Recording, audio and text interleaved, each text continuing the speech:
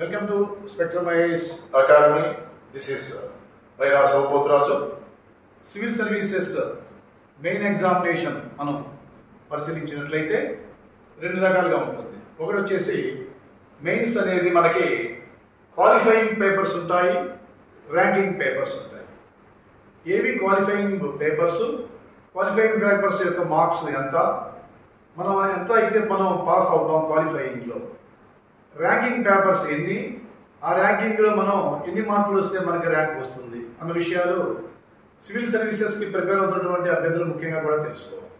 ఇక్కడ మీరు బోర్డు మీద చూసినట్లయితే మెయిన్స్ వచ్చేసి క్వాలిఫైయింగ్ ఇన్ నేచర్ అని చెప్పేసి ఇచ్చాను నేను.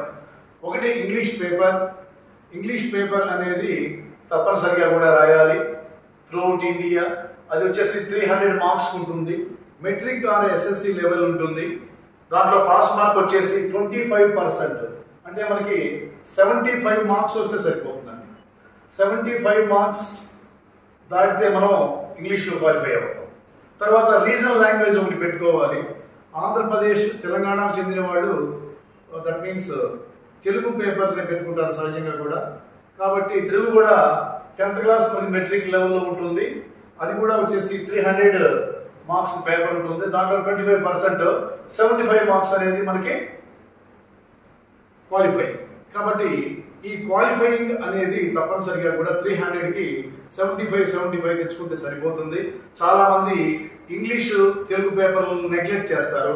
అలా నెగ్లెక్ట్ చేయడం వల్ల ఏం జరుగుతుందంటే మెయిన్స్లో మంచి ర్యాంక్ వచ్చినప్పటికీ ఇక్కడ 75 మార్క్స్ కంటే తక్కువ వచ్చినట్లయితే మిగతా పేపర్లో పనికిరావు. కాబట్టి క్వాలిఫైయింగ్ పేపర్స్ కూడా మనం జాగ్రత్తగా తీసుకొని చక్కగా ప్రిపేర్ అయ్యి అటు ఇంగ్లీషు టు తెలుగు పేపర్లని మనం మోర్ దాన్ 75, 100 తెచ్చుకున్నట్లయితే మెయిన్స్ పేపర్స్ వాల్యూ చేయబడతాయి. Thank you very much.